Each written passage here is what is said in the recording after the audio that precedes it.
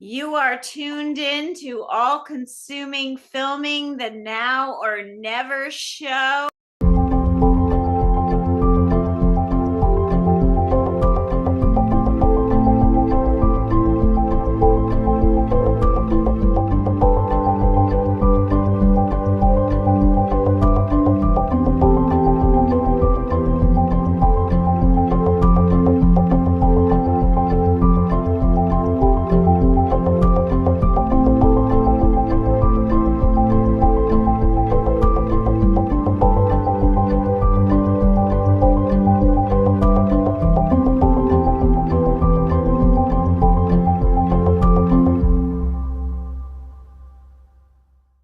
My pleasure to announce LilyHatchett, who is a full-time performance artist, musician, photographer, and independent filmmaker with a substantial amount of work.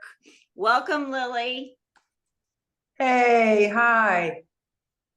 So I'm hiding here in the grotto because this is what we like to do. We like to hide in our art and vanish and disappear if at all possible. I love that dog there. You have an interesting background in an education. Tell me about how you decided on a full-time artistic career. Well, here's the thing. I always like to entertain people, so that's what I do. And then I thought, well, it's not necessarily a good way to make a living, but I try to do at least one performance per year back when I was a kid, like a full-on production. And now that I continue doing that, and I have now this like most ridiculous show because, you know, we like being ridiculous. I'd like to show you a little bit more of what's going on here. So I have, I started this whole thing when I was a kid, and I was going to a lot of ballet and opera and theater and stuff with my family. And the part I liked the best were the shadows, like when a ballerina could like throw out like 5 shadows, each one a different color. That's what I liked. Okay, so that was like my inspiration, so to speak. So then I started doing these like in like boxes. I would create these like paper events with like theatrical events. And as you can see, I'm still doing that, but it's so much bigger now. And that's kind of how the whole thing started. And then I would do like a couple of performances a year. I would get grants and we'd have like a lot of fun. But you know, I really realized that this is what I really wanted to do full time, even though it's a really ridiculous way to make a living. You know, you just can't do that. And so why am I doing that? Because I like it. I decided to make stuff that I've never seen anybody else do before.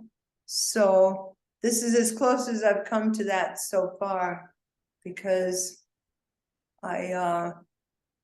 I decided if I can create a whole entire giant stage production by myself, then hey, head of the game there, right? So I thought, well, since I've always been a bit of a dog lover, I kind of thought that maybe all my performers needed to be dogs, and yes, they are. So sometimes I'll have up to like 5 or 6 dogs in the show, and the deal here is that the dogs, the performers become a sculpture, just like these things over here. These are all sculptures. They're freestanding individual pieces that you get to play with when you're on stage, because they're performers as well, and they're quite active, and you can activate them even more by moving them around. So the sculpture becomes a performer, and the performer becomes a sculpture. And as you can see, the subject matter is really pretty much not there. It's more like an abstract sculptural live ridiculousness thing that you know, I learned from my dogs how to tear paper. So, you know, God bless them. You know, if they know how to make a mess with paper, so do I. Haha. Tell So me about this is very interesting to me, and I've seen you perform, Lily, before, and some people don't know about how you construct that paper and give an artistic view. Tell me about some of your live performances like Paper Grotto, and what was it like performing in New Orleans and New York with paper sculptures? well, we took the objective was like in New Orleans that they really wanted you to take your whole set down at the end of each. We did 5 shows. And supposedly at the end of each show, we were supposed to take the whole set down. So the objective was to, first of all, fit it in a van. Second of all, be able to put it up and take it down in like 15 minutes. Okay. So that was, that was a bit of a challenge, but I worked it out. And it's an ever evolving process for how to make this, come out of nothing, being very small, and then all of a sudden there it is, and it's huge. And as far as theatrics go, that's a really cool challenge. So, and lightweight, I have a really bad back, so I don't want to carry anything heavy, but I want it to be large and in charge, so this is how this whole thing evolved. And when I applied for the New Orleans Fringe Festival, I talked about the deliciousness of the performance, not like relating it to food rather than to art. And anyway, so that was pretty cool. That worked out really well. And then the stuff that continued after that was 3 years at the Shangri-La. It was like a theater in residence gig. And oh God, been doing it ever since. COVID kind of put a little, break on that. Absolutely. And it must take a long time to stage, to get your stage perfect. Can you tell us about how many hours does it take to set something up to perform? Well, usually it takes, aside from transportation, it takes about, maybe, we can do it, it depends on how many people help, we can do it in an hour or less to set it up, and then, take it down, similarly. And that's the whole objective, is to make it like quick and easy. As far as sheer perfection, how could you not see this? How could you not have sheer perfection in wrinkled, torn paper that's like stuck to some stuff? That's sheer perfection, right? Yes, and I don't understand how you wouldn't rip that paper, and what goes into making that kind of a stage in the set and transferring it over to a different state, how you There's can't there's damage it.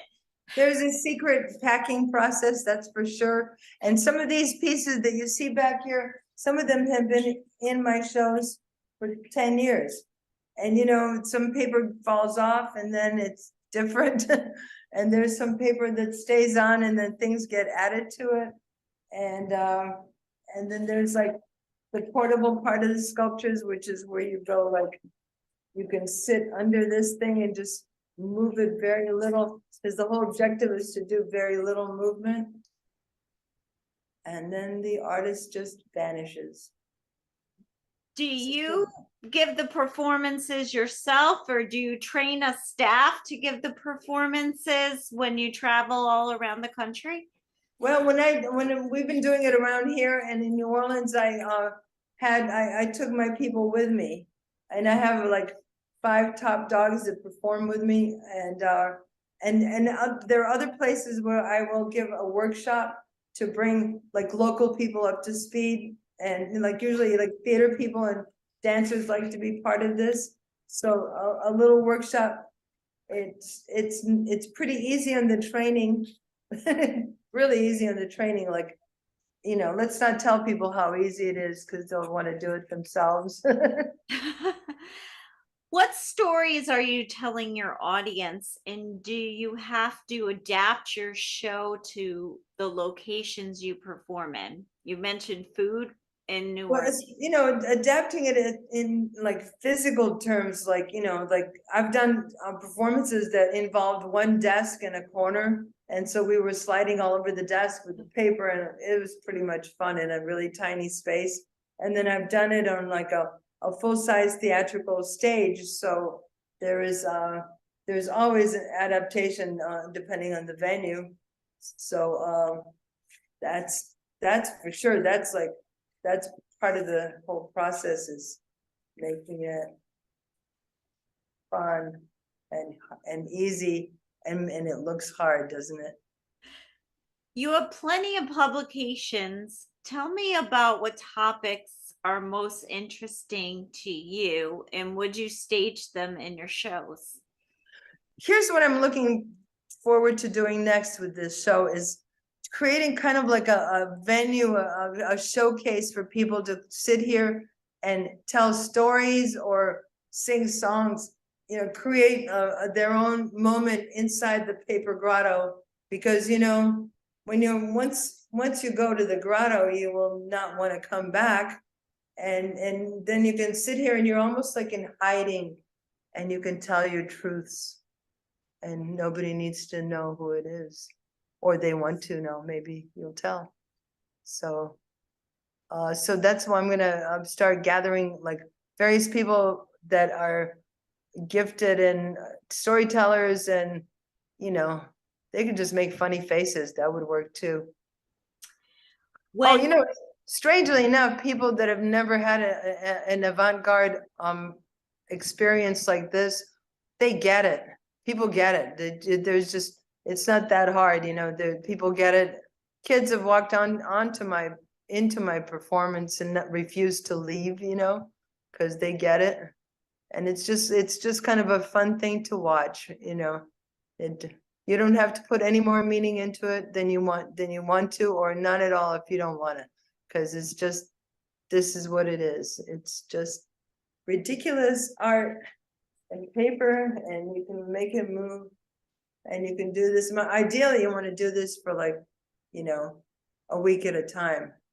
You know, have it an ongoing thing on a stage where it's like people can walk on and off, but it's always happening. You know, I think that'd be really cool. Well, I'm going to take a short break, but when we come back, I'm going to ask Lily, maybe you'll be so gracious to show us a little bit of a demonstration. Hold that thought.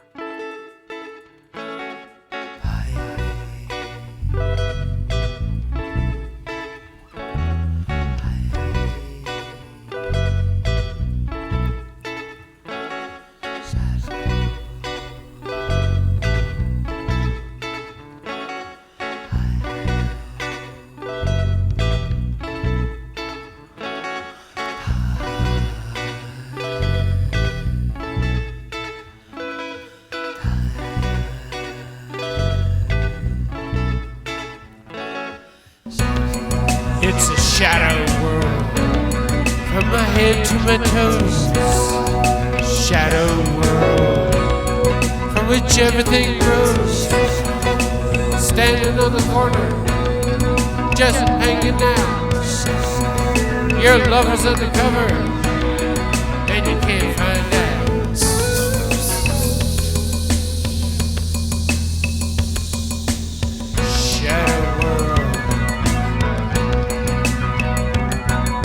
Look to the left, look to the right.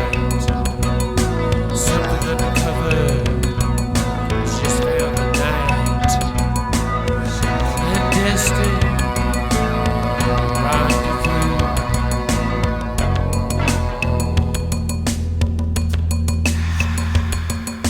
Shadow world.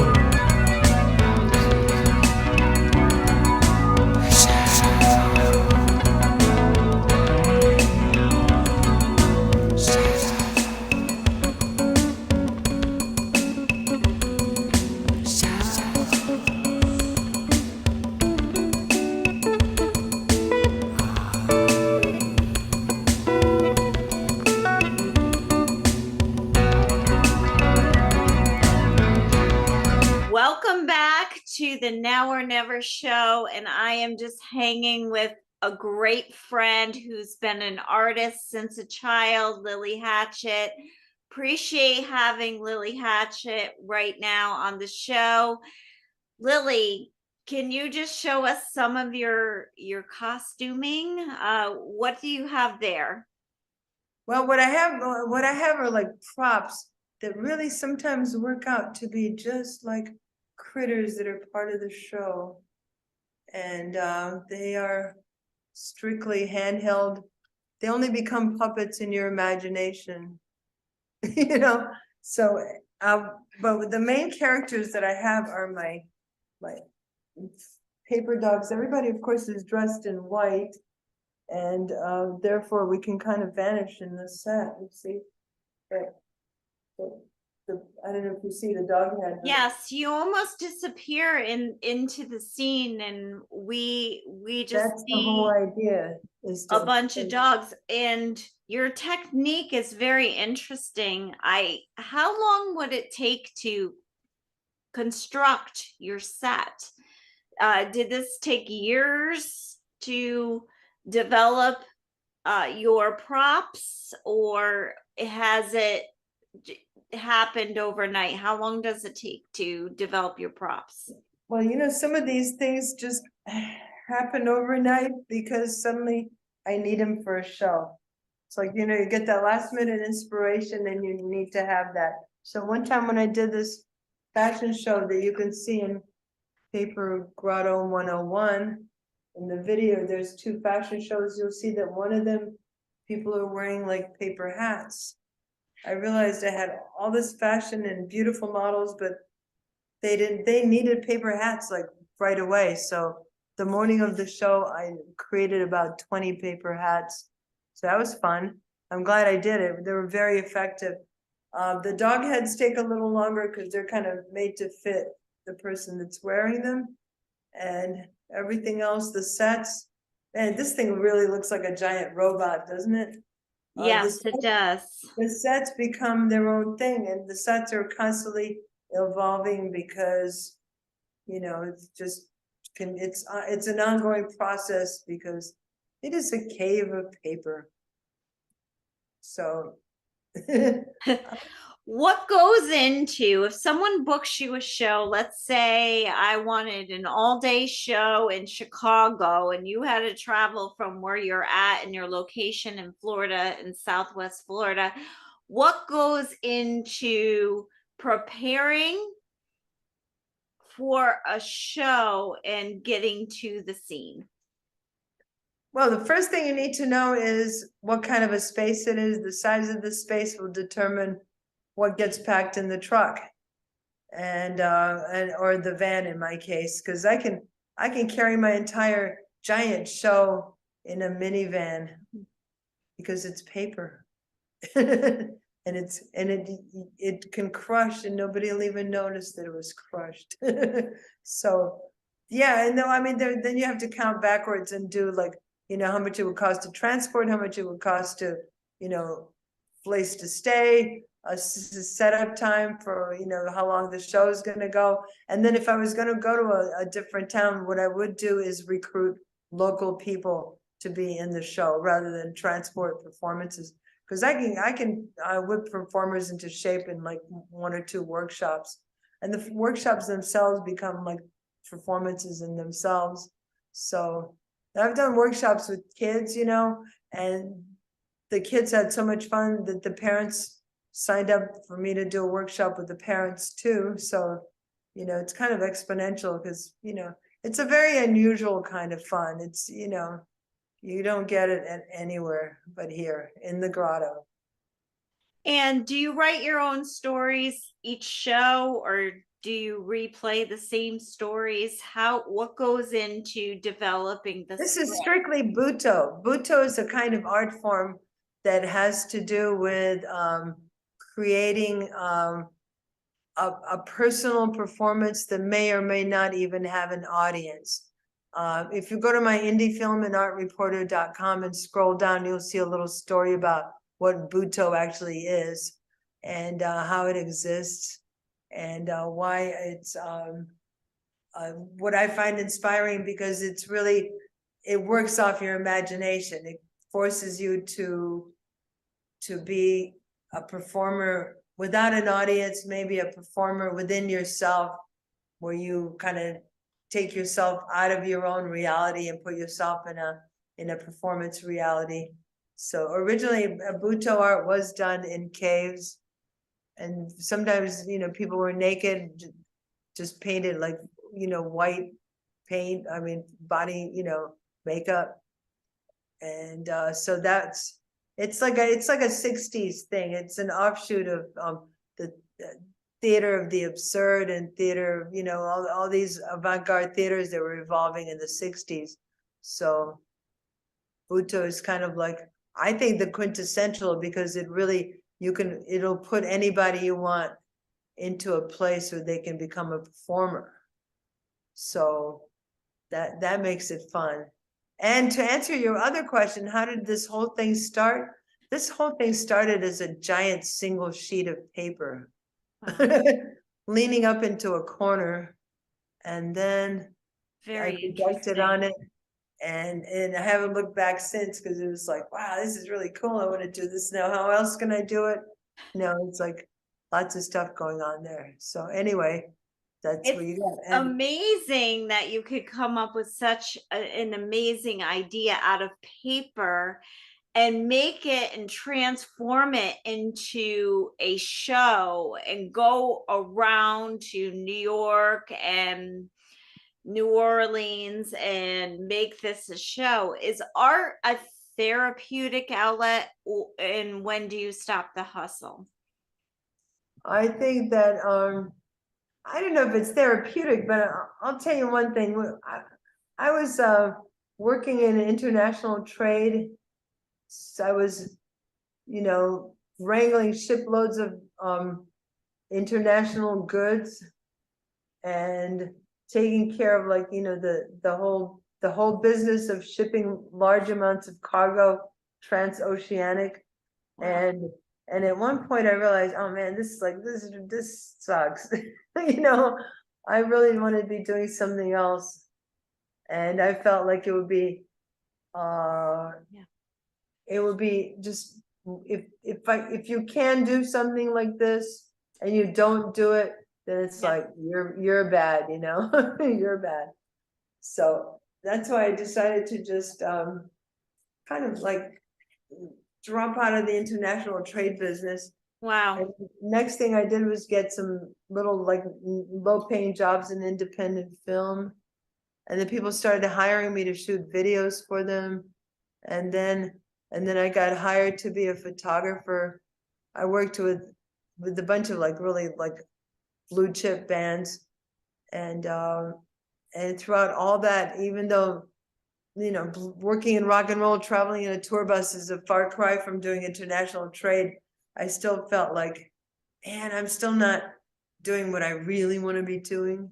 Wow. And what I really want to be doing is something absolutely ridiculous, where I want to dress people up as dogs. And they don't mind. They don't mind. So that's, and I guess we were dropped in from another planet to spread the ridiculous word around here. Absolutely. And it's just amazing that something would come out of paper and transform into a live show. You created and manufactured your art. Anything left on your bucket list to do? And we touched upon this a little bit before, to do for this show. Well, you know, it's because it's an ever evolving, you know, it's an evolution of fun. So because of that, it has to be always a new thing. So each show that we do is kind of like, not exactly, they're never the same. They're always an evolution of whatever's, you know, in the moment. And say my performers feel the same way about it. They feel that, you know, sometimes they want to be really slow. Sometimes they want to be really hidden. Sometimes they want to be spread out on the floor playing with giant paper balls.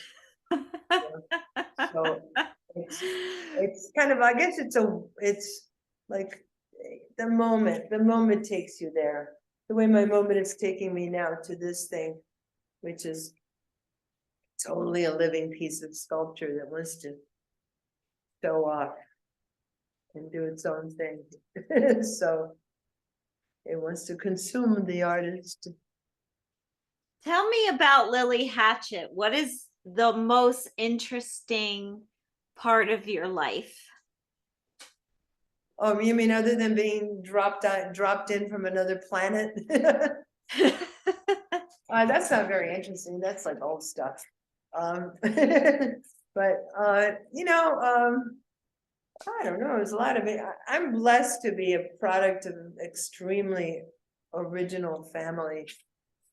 So when they start you off young, you don't have a prayer to become ordinary, because it was like, it was not happening in my family. Everybody was extraordinary, and I was blessed with super kind, like really kind, smart, loving people that just everybody loved everybody. It was a beautiful thing. You've been a good friend and love seeing your shows. How would one contact you to book your shows and see your art? Well, people can always find me. If you watch some of my YouTube videos, every once in a while a phone number rolls by, but Yes. you can also just find me on Facebook or Instagram. So there's Absolutely. And you have a website too. Can you I tell do. that for I have our a audience? website, and it doesn't have too many links on it. It's kind of like I need to put new stuff on it, but it's pretty nice. And there is a phone number there, so there's that. So how do you like this thing? Isn't it fun? Very amazing. And we have about a few minutes left. Anything else you can tell me about your performances? What you have the floor. You mean, well, what I'm gonna be doing next is, getting people involved in, telling me their stories while basking in this beautiful light. And so that's the short version. And will that be on the live performance arena or over digital? I think it media? needs to be, it can be both, because all the stuff that's on my YouTube channel is just shot live, so for performance. And then, I cut some of it, I didn't cut some of it. And that's, it's all from, in each of live event is gonna be different. So that's what's going on. I appreciate your time. And can you just tell our audience where to find your website?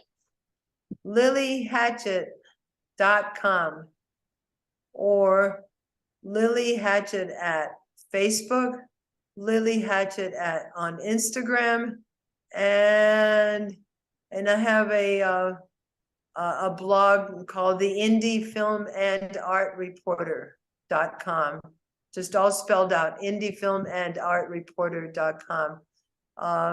And to answer your question about where this is going next, I think we need to go the digital, route as well as live route. I just got another grant from the city of Fort Myers, so I'm really appreciative that they like what I do. So I'm going to be doing something in the city at some point soon.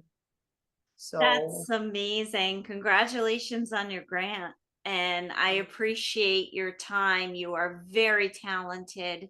This is amazing and unique, and our audience will definitely appreciate you coming on the show and talking a little bit about yourself. I appreciate your time, Lily. Thank you so much, and you have a great day. my pleasure. Thank you very much.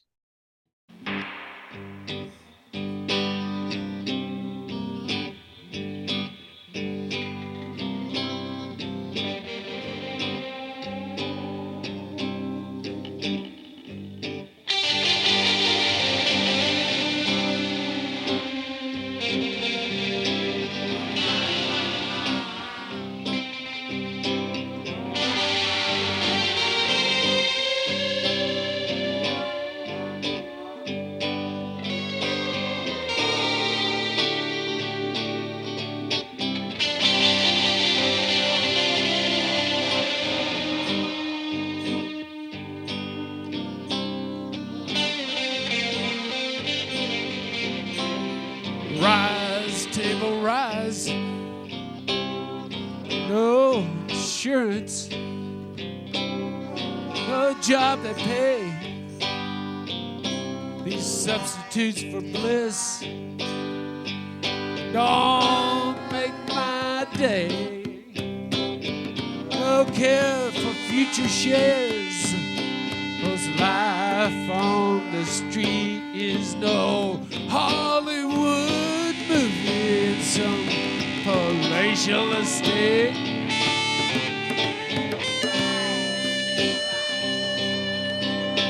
No, like a dream, plans to get laid. The way to make 'em work seems to slip away. Rise, table, rise, as the prayer goes out. This time I'm gonna hit. I chant my numbers out loud.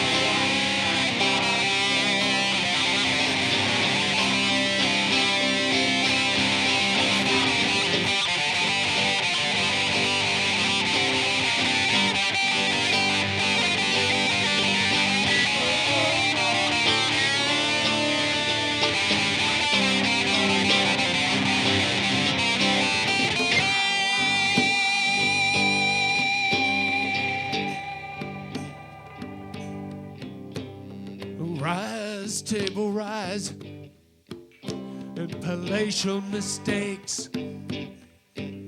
Sometimes I think I dream about the wrong things.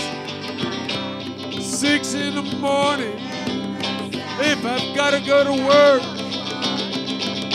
if there is no work, it all comes back. I watch my palm change as I chant for money.